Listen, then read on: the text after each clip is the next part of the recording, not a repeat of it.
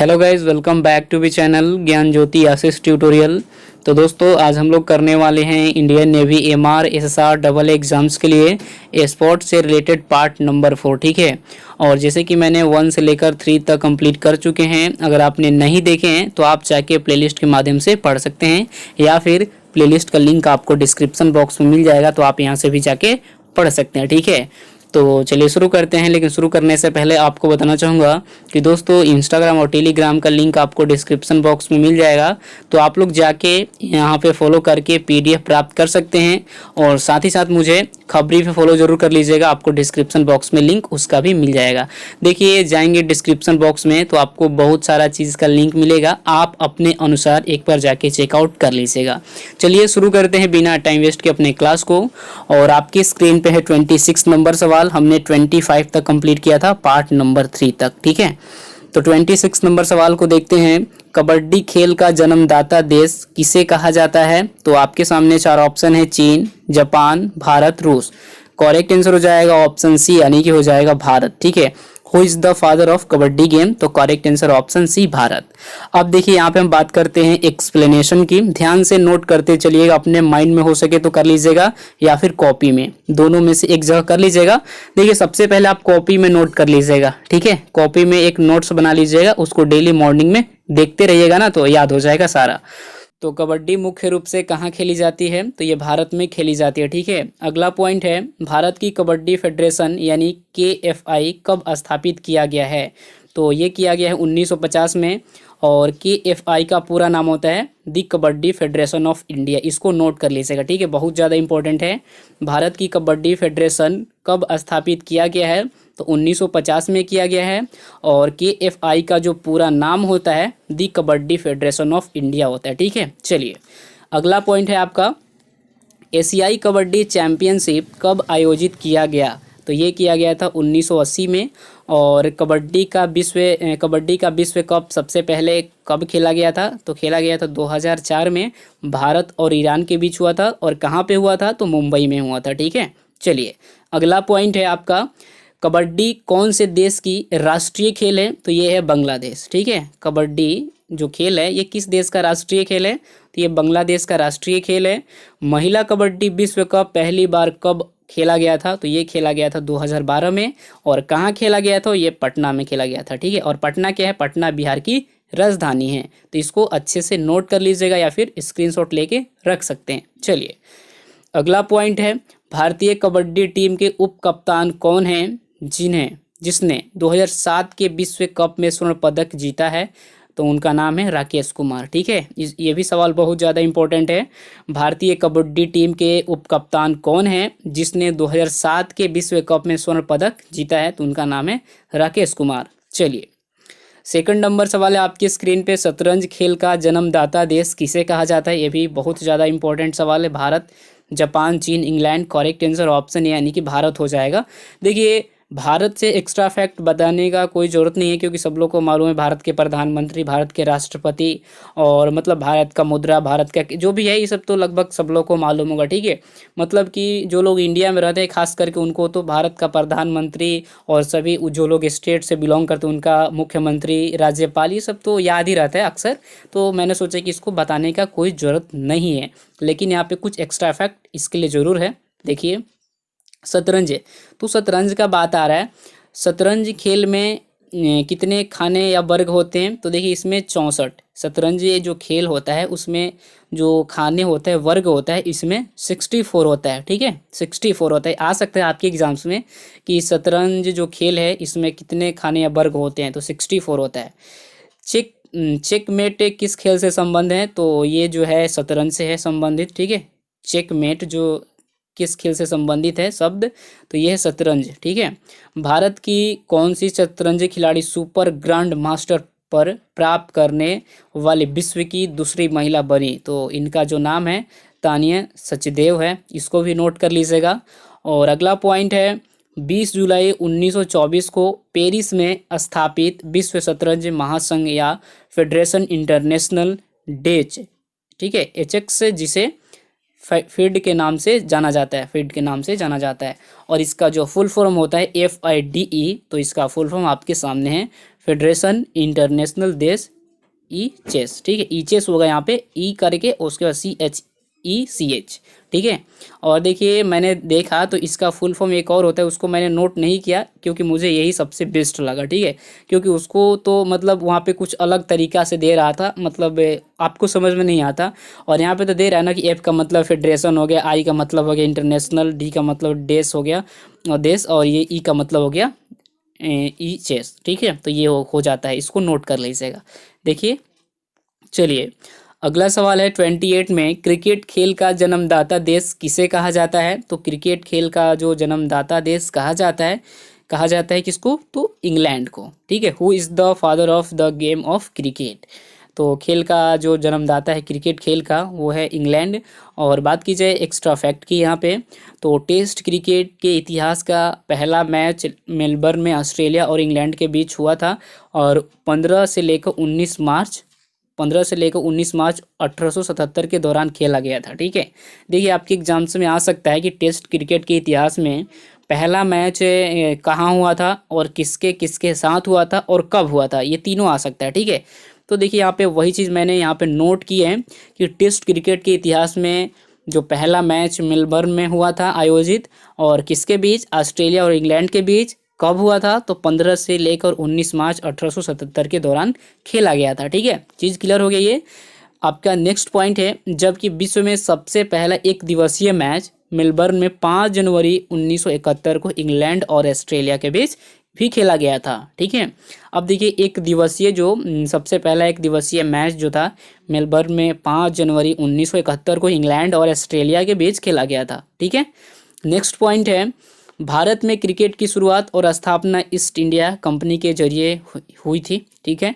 भारत में जो क्रिकेट था, क्रिकेट की स्थापना और शुरुआत, तो सबसे पहले स्थापना और इसकी शुरुआत ईस्ट इंडिया कंपनी के जरिए ही हुई थी, ठीक है। इसको भी नोट कर लीजिएगा। अगला पॉइंट है इंग्लैंड के प्रधानमंत्री, क्योंकि देखिए यहाँ पे बात आ रही है इंग्लैंड, ठीक है। यहाँ पे ऑप्शन बी मैंने सेलेक्ट किया था, option B is correct answer, लेकिन तो बी है इंग्लैंड, तो इंग्लैंड के बारे में थोड़ा सा मैंने बता दिए हैं। तो इंग्लैंड के प्रधानमंत्री बोरिस जॉनसन है, और राजधानी की बात की जाए लंदन है, और मुद्रा की बात की जाए पाउंड स्टर्लिंग है, और भाषा की बात की जाए अंग्रेजी बोली जाती है। और इंग्लैंड का जो राष्ट्रीय चिन्ह है रेड रोज है, यानी कि रेड का मतलब आपका लाल, रोज का मतलब गुलाब, यानी कि रेड गुलाब, ठीक है। चलिए अगला सवाल देखते हैं, आपकी स्क्रीन पे है, क्रिकेट के आधुनिक संस्करण सुपर मैक्स क्रिकेट की शुरुआत कहाँ हुई? ये भी बहुत ज़्यादा इम्पोर्टेंट सवाल है। देखिए ऐसे सवाल तो एग्जाम्स में आते ही रहते हैं ना। तो रूस, ऑस्ट्रेलिया, न्यूजीलैंड और Bharat, correct answer option B यानी कि हो जाएगा ऑस्ट्रेलिया। तो देखिए ऑस्ट्रेलिया से एक्स्ट्रा फैक्ट आपको बताएंगे, नीचे में मिल जाएगा आपको। तो देखिए एक्स्ट्रा फैक्ट क्या निकल के आता है, सबसे पहले तो ऑस्ट्रेलिया के प्रधानमंत्री स्कॉट मॉरिसन है, ठीक है। और इनका जन्म 13 मई 1968 को सिडनी में हुआ था, ठीक है। और ऑस्ट्रेलिया की राजधानी कैनबरा है। मुद्रा की बात की जाए ऑस्ट्रेलियन डॉलर, और भाषा अंग्रेजी, और सबसे बड़ा नगर जो है ऑस्ट्रेलिया का, ये भी आ सकता है कि ऑस्ट्रेलिया का सबसे बड़ा नगर तो सिडनी है, ठीक है। जहाँ पे ऑस्ट्रेलिया के ये जो प्रधानमंत्री हैं इनका जन्म हुआ था, सिडनी में ही जन्म हुआ था, ठीक है। यहाँ पे देखिए 13 मई 1968 को सिडनी में इनका जन्म हुआ था। और सबसे बड़ा जो नगर है सिडनी, और ऑस्ट्रेलिया की जो राष्ट्रीय चिन्ह है बैटल है, ठीक है, याद रखिएगा। बस इतना ही है, चलिए आगे देखते हैं। वाटर पोलो में एक पक्ष में खिलाड़ियों की संख्या कितनी होती है? तो देखिए वाटर पोलो से संबंधित जो सवाल है पिछली बार 2 आया था, ठीक है। अब मतलब 2 कौन सा था आपको एक्सप्लेनेशन में भी मिल जाएगा। What is the number of players one side in water polo, ठीक है। तो करेक्ट आंसर हो जाएगा ऑप्शन डी यानी कि 7 हो जाएगा। और देखिए नीचे हम बात करें एक्सप्लेनेशन की, वाटर पोलो खेल सबसे पहले 1888 में यूनाइटेड स्टेट में खेला गया था, ठीक है। वाटर पोलो में कुल 7 खिलाड़ी होते हैं, यह भी क्लियर हो गया।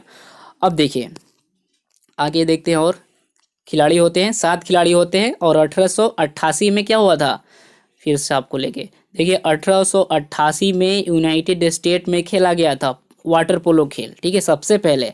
और वाटर पोलो में 7 खिलाड़ी होते हैं, ये भी पॉइंट क्लियर। और यह खेल पानी में खेले जाने वाला खेल है। ये भी आ सकता है कि कौन ऐसा खेल है जो कि पानी में खेला जाता है, तो वाटर पोलो है। यह 4 यह खेल 4 क्वार्टर का होता है। ये कितने क्वार्टर का होता है ये भी आ सकता है कि वाटर पोलो जो खेल है कितने क्वार्टर का होता है, 4 5 6 7, तो 4 हो जाएगा करेक्ट आंसर। ठीक है, अब देखिए अगला सवाल है 31। पोलो में प्रत्येक पक्ष में खिलाड़ियों की संख्या कितनी होती है? तो पोलो में जो है what is the number of players on each side in polo, तो करेक्ट आंसर ऑप्शन सी यानी कि हो जाएगा 4। ठीक है, 4 हो जाएगा। और बात की जाए एक्सप्लेनेशन की, देखते हैं यहाँ पे वाटर पोलो खेल में 4 खिलाड़ी होते हैं और पोलो खेल भारत का मॉडल गेम है। ठीक है, और यह मणिपुर राज्य से खोज किया गया था। मणिपुर में सबसे फेमस खेल है, ये जो खेल है वाटर पोलो सबसे फेमस खेल है। और यह खेल घोड़े पर बैठकर खेला जाता है और पोलो खेल का जन्म दाता स्कॉटलैंड को कहा जाता है। ठीक है, ये भी आ सकता है कि पोलो खेल का जन्मदाता देश कौन है, तो स्कॉटलैंड है। और कि अब मान लीजिए कि वाटर पोलो खेल जो है इसमें कितने खिलाड़ी होते हैं ये भी आ सकते हैं। 2 सवाल तो कंफर्म है। और ये भी आ सकता है कि वाटर पोलो खेल जो है सबसे किस राज्य में प्रसिद्ध है, तो आपका हो जाएगा मणिपुर। और ये भी हो सकता है सवाल कि यह जो खेल है आपका वाटर पोलो खेल कैसे खेला जाता है, तो ये आप बता सकते हैं कि घोड़े पर बैठकर। ठीक है, चलिए अगला सवाल देखिए 32 नंबर सवाल है बेसबॉल में प्रत्येक पक्ष में खिलाड़ियों की संख्या कितनी होती है बेसबॉल में? तो बेसबॉल में खिलाड़ियों की जो संख्या होता है कितना, ऑप्शन बी यानी कि 9 हो जाएगा। ठीक है, याद रखिएगा what is the number of players on each side in baseball, option B correct answer 9। अब देखिए यहाँ पे एक्सप्लेनेशन की हम बात करते हैं। बेसबॉल की शुरुआत सबसे पहले 1846 में इंग्लैंड में खेला गया था और 19वीं शताब्दी के अंत में यह संयुक्त राज्य अमेरिका का नेशनल गेम बन गया था। ठीक है, और यह एक अमेरिकी खेल है। अब देखिए सवाल यहाँ पे 3 बन गया कि बेसबॉल की शुरुआत सबसे पहले कहाँ और कब की गई थी, तो 1846 में की गई थी। कहाँ पे? इंग्लैंड में। 2 सवाल कंप्लीट। ये भी आ सकते हैं 19वीं शताब्दी के अंत में संयुक्त राज्य अमेरिका का नेशनल गेम, मतलब आ सकता है कि किस शताब्दी में संयुक्त राज्य अमेरिका का नेशनल गेम बन गया था, तो 19वीं शताब्दी में बन गया था।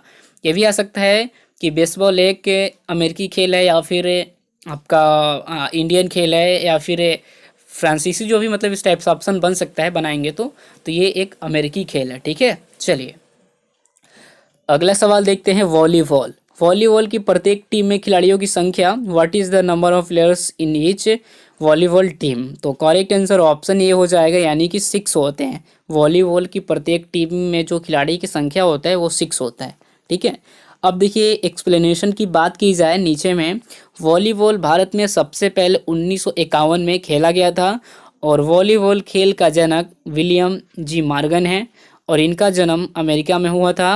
वॉलीबॉल ग्राउंड की लंबाई 18 मीटर तथा चौड़ाई 9 मीटर है। ठीक है, इसको भी नोट कर लीजिएगा।